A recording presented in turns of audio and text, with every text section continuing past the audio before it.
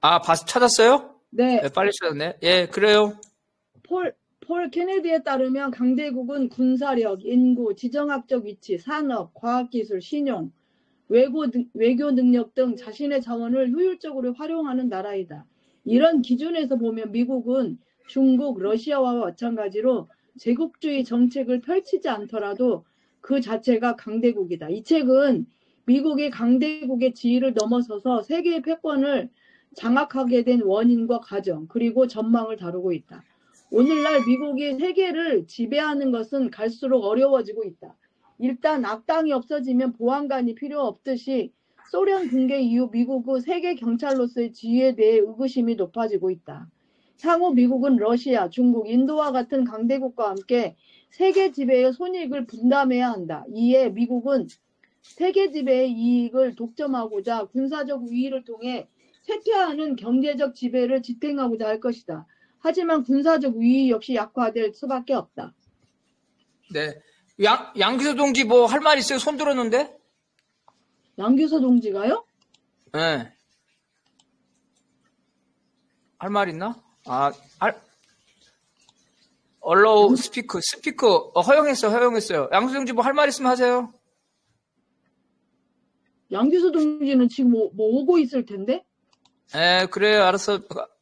자, 그러면은, 그래서 첫 번째는 우리가 강대국하고 이 제국주의 국가를 구분하자는 거예요. 그래서 이제 강대국 중에 이제 더 강한 나라가 이렇게 제국주의가 되겠죠. 그래서 강대국을 규정을 해보려면 일단은 여러 가지가 있죠. 군사력, 그죠? 이건 다 기본이죠. 그 다음에 인구는 이제 미국이나 중국 같은 데죠. 근데 영국은 자기네 나라 인구가 적지만 식민지를 많이 만들었죠. 그 다음에 이제 지정학적 위치. 이건 뭐냐면은 강대국은 바다를 끼고 있어야 되겠죠. 그죠? 내륙에 갇혀있는 나라가 있어요. 내륙에 갇혀있는 나라. 그런 나라들은 강대국이 되기 쉽지 않을 거예요. 내국에 갇혀있기 때문에. 그다음에 산업이나 과학기술 이런 것도 있고, 최근에는 이제 금융이죠. 금융도 되게 중요하죠. 이렇게 돼 있고. 그 다음에 외교 능력. 외교 능력은 이제 영국에서 중요한데, 자기가 힘이 약하더라도 동맹 전략. 동맹 전략을 하면, 그죠? 중간 국가도 어때요? 강대국으로, 그죠? 강대국처럼 행동할 수 있다. 왜냐하면 동맹을 하니까, 그죠?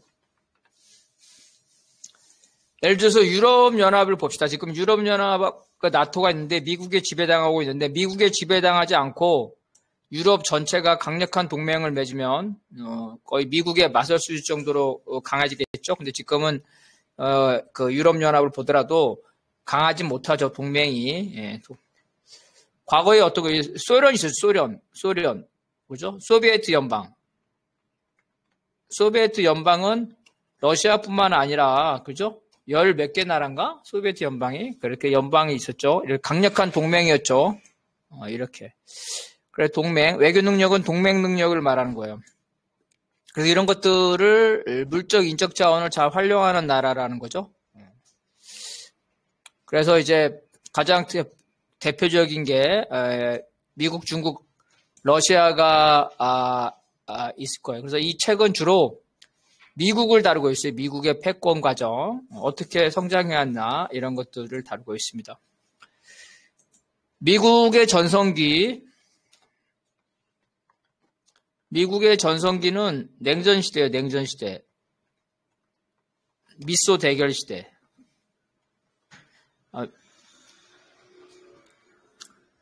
소련을 사람들이 무서워했겠죠. 국가들이. 그래서 소련으로부터 지켜주겠다. 이거죠. 그래서 미국과 소련이 대결했던 시대. 그래서 양차 대전 이후죠. 양차 대전 이후부터 소련 붕괴기까지. 이때가 이제 미국이 가장 세계적으로 그죠? 영향력을 자본주의의 지도자로서의 영향력을 갖다는 거죠. 근데 오늘날 이제 그 미국이 세계를 지배해지는 게 갈수록 어려워지고 있다는 겁니다. 일단은 뭐냐면은 사냥감이 없으면은 사냥개를 잡아먹는다 그랬죠.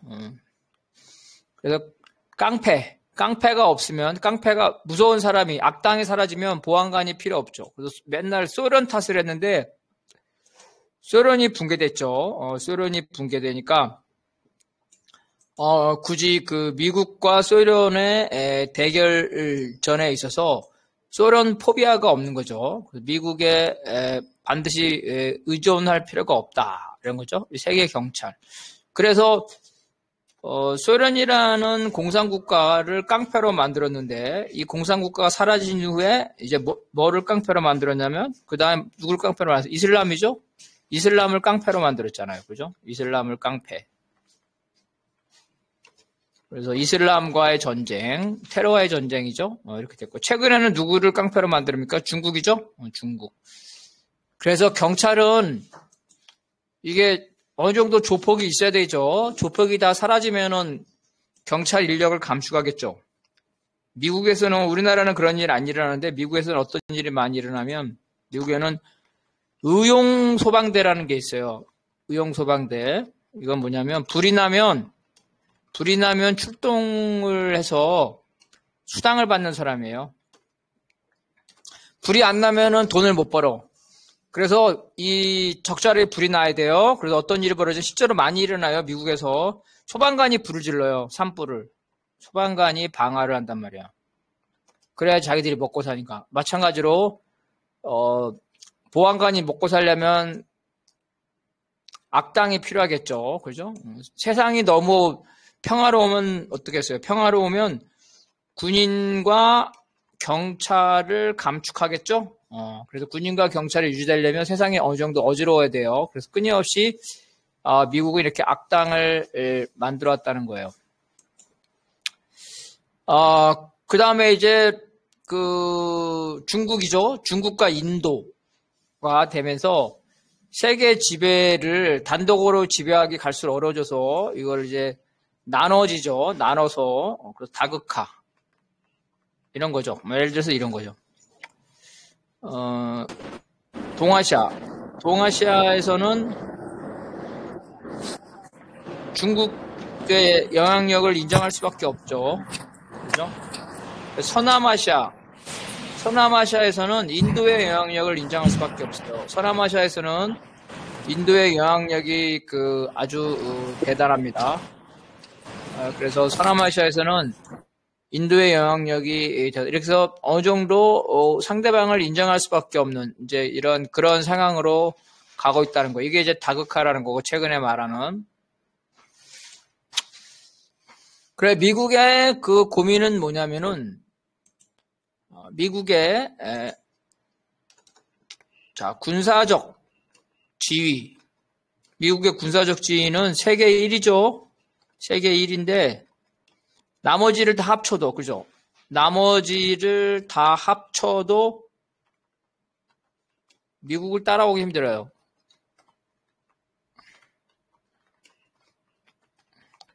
자, 핵잠수 한번 봅시다. 미국은 항공모함이 11척이 있어요. 항공모함이. 전부 다 핵잠수함이에요. 소련은 한 대. 인도도 다 한 대. 유일하게 중국이 4대예요, 4대. 4대. 4대인데, 핵잠수함이 핵항공모함이 잘못 말했네. 핵항공모함. 핵항공모함이 미국이 11척이에요. 소련은 한 대, 중국은 4대. 근데 핵항모는 중국이 최근에 1척밖에 없어요. 근데 아직 배치를 아직 못하고 있어요. 실험 단계예요. 시험 운행 단계. 이런 거죠. 핵잠수함은 미국에 80대가 있답니다. 80대. 중국이 핵잠수함을 만들었는데 중국은 지금 15대 내외 이 정도가 있다는 거예요. 엄청난 이 미국이 군사력인데, 근데 경제는 어떠냐면은 경제는 세계에서 그 비중이 낮아지고 있어요. 한참 잘 나갈 때, 그죠? 최고일 때가 전체 경제의 45%를 가져갔는데, 최근에는 25%를 가져가고 있어요. 중국이 쫓아오고 있죠? 이렇게 되는. 그래서, 미국의 상황은 어떤 거냐면, 군사력은 그죠? 군사력은 압도적이나, 그죠? 경제력의 비중은 낮아지고 있다. 이런 거예요. 그래서 경제적 쇠퇴가 먼저 되고 있다는 거예요. 그래서 미국은 이러한 경제적 쇠퇴를 지연시키는 전략이죠. 지연시키는 전략을 구사를 해야 돼요. 그리고 여기에 지렛대를 뭘로 사용하냐면은 바로 군사력으로 사용하는 거예요. 그래서 강력한 군사력을 이용해서, 그죠? 그래서 중국의 경제적 추격을, 그죠? 지연시킨다. 이게 미국의 전략이에요. 그럼 어떻게 시키냐? 그러면은 군사적 분쟁, 정치적 분쟁, 이런 분쟁을 조장해서 중국이 자신의 자원을 군사에다, 그죠? 군사 부문에다 투자해서 경제 투자죠. 경제 투자를 축소하게 한다 하는 거예요. 그렇죠. 쉽게 말하면 국방비에 돈을 많이 쓰게 하는 거야. 국방비에 돈을 많이 쓰게 한다. 그죠? 그럼 어떻게? 여러 가지 방법이 있어요. 첫 번째, 국내 문제에서는 소수민족 문제를 계속 제기하는 거예요. 대표적인 게 티벳이죠. 티벳하고 위구르죠. 이런 소수 문제를 계속 제기해서 정치적 갈등, 치안, 테러 같은 거 많이 일어나죠. 치안, 이런 문제를 야기시켜는 거예요. 그래서 경제에 집중하지 못하게 하도록 하고, 국외적으로는 분쟁, 지역 분쟁, 대만 전쟁, 그 다음에 남중국해, 이런 쪽으로 해서 하는 거예요. 그래서 그 결과가 지금 어떻게 돼요? 중국의 국방비가 엄청나게 폭증하고 있어요. 그죠? 국방비가 폭증하고 있다. 그래서 경제에 이러한 대만 문제나 남중국해 문제가 없으면 중국이 경제 문제에 더 집중할 수 있는데 그걸 못하게 하는 거예요. 그래서 많은 군사력을 투자하고, 그리고 주변 국가하고 계속 갈등을 일으키죠. 주변 국가 갈등을 일으킨다. 중국은 조선이죠. 조선 빼고는 다 전쟁을 했어요. 조선 빼고는 주변 국가 다 전쟁을 했다. 같은 사회주의 국가인 베트남하고도 전쟁했죠. 인도하고도 하고, 다 주변 국가에 다 이 전쟁을 했어요. 그래서 이러한 분쟁에 중국이 빠지게 하는 것, 이게 이제 미국의 전략이에요. 군사적 우위를 통해서 경제적 추격을 막고자 하는 것, 이렇게 된 거죠. 그런데 어때요? 현재 이제 군사적 우위도 조금씩 약화되고 있죠. 중국이 많이 쫓아오고 있어요. 중국이 해군 함정수, 이거 재래식 무기죠? 재래식 무기는 미국을 추격했다. 추월했다, 추월. 해군 함정수는 미국이 더 적어요, 중국보다. 그리고 재래식 무기 생산 능력은 중국이 더 우월합니다. 재래식 무기는. 미국은 첨단 무기는 미국이 우월해요. 미국이 아직도 우월해요. 그래서 미국이 어때요? 자기 자신이 재래식, 그죠? 미국 자신이 재래식 무기를 만드는 것이 어렵다. 왜 어려워요? 인건비가 비싸잖아, 인건비가. 그죠? 그래서 어떻게? 바로 그러면은 첨단 무기는 미국이, 재래식 무기는 미국의 동맹이, 즉 한국이죠, 한국. 한국, 아시아에서는 한국, 유럽에서는 주로 독일. 이렇게 한국과 아시아에서는 한국이 재래식 무기에 앞서고 있고 유럽에서는 독일이에요. 그래서 이렇게 분업 체계를 하는 거예요. 분업 체계. 그래서 이런 한미일 동맹 미국이 추구하는 거에서 바로 무기 산업이죠. 무기 산업에서 그 주로 해군 그리고 육군 이런 거죠. 탄약 이런 거죠. 대포 이런 거 다 지금 한국이 엄청나게 수출하고 있죠. 다 미국이 그걸 원하는 거예요. 그래서 재래식 무기는 이렇게 그 한국이 만들고 유럽에서는 독일이 만드는 것. 이런 형태로 하고 있어요. 그래서 미국은 자기 혼자서는 지금 어려운 지경이에요. 동맹이 필요하다. 그렇다는 거고. 자, 그 다음에 이거는 우리 박관영 동지가 한번 읽어봅시다. 미국은 아군 축인 이란과 조선을 이라크나 리비아처럼 제거할 수 없다. 오히려 이들 나라들은 핵 협상에서 보듯이 미국으로부터 체제를 인정을 받는 전략을 구사하고 있다. 미국이 협상을 통해 이들 국가를 아군 축에서 지운다면 가상적국을 설정하는 미국의 전략은 선택의 폭이 좁아집니다. 테러와의 전쟁은 베트남 전쟁이나 코리아 전쟁과 달리 미국 본토에 있는 일반 시민을 불안에 떨게 하였다. 일반 시민들의 안보 불안, 중동에서 끝나지 않은 전쟁 역시 미국 정부가 선택할 수 있는 외교 정책을 제한하고 있다.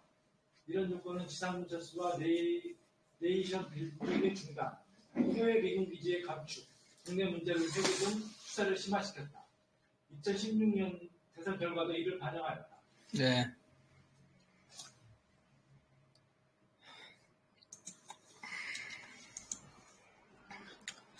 그래서 이제 부시 대통령이죠. 9.11 테러. 9.11 테러.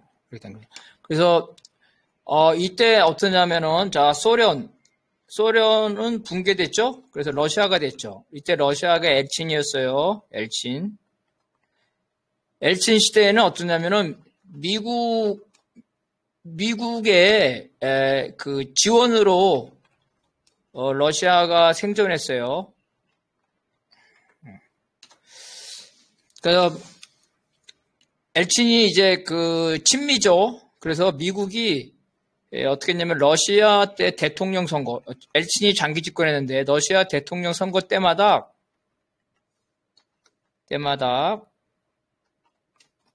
엘친이 미국으로부터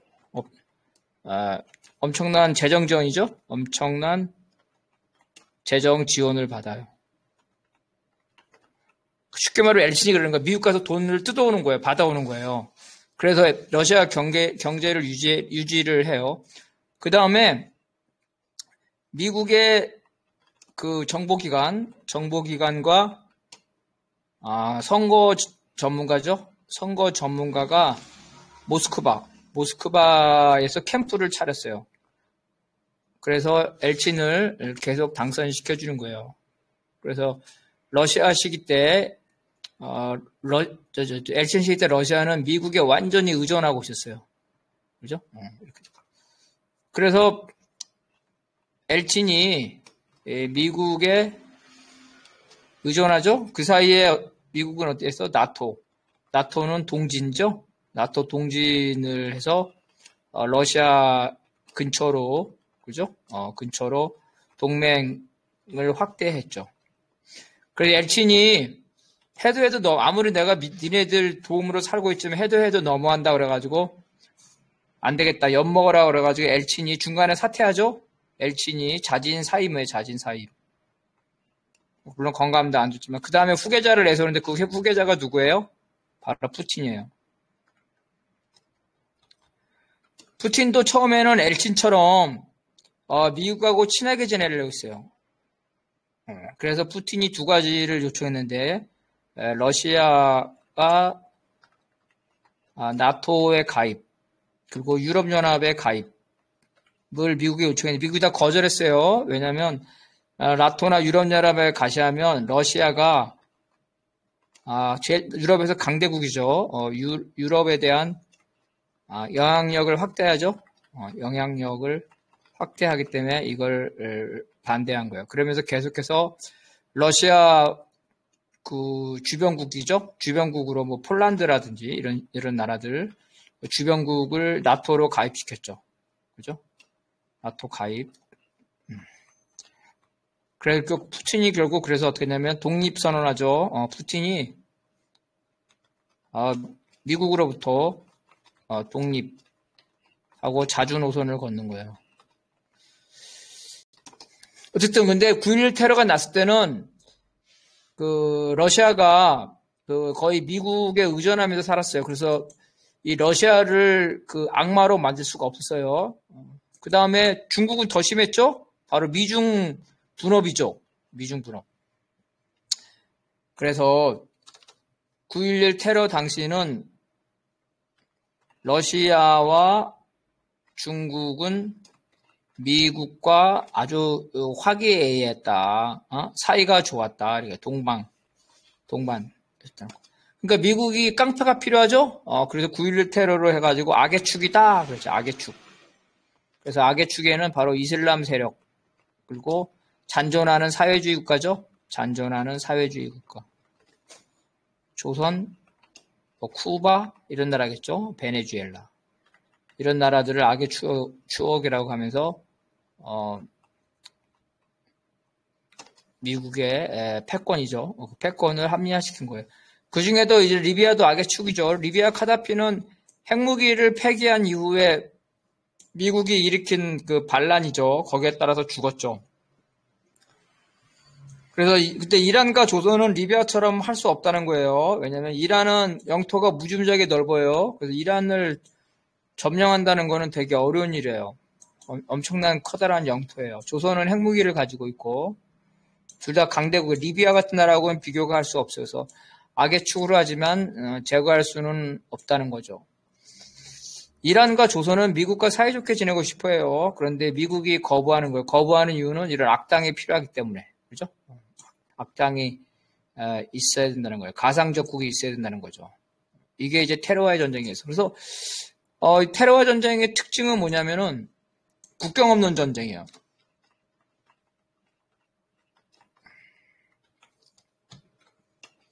이게 국가 간은 국경을 두고 국경이 확실하잖아요.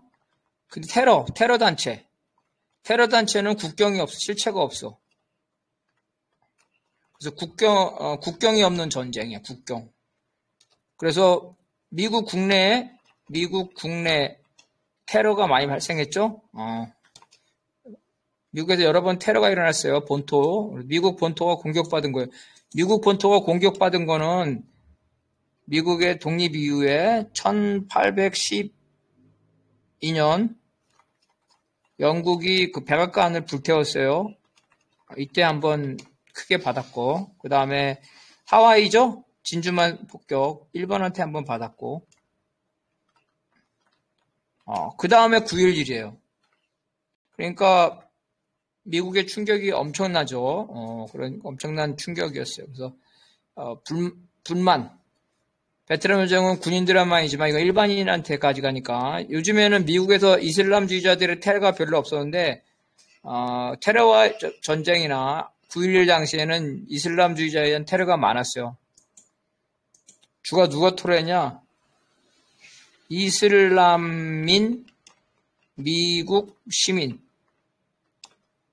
그죠? 그래서 그 미국인에 의한 이걸 외로운 늑대라고 그래요. 외로운 늑대.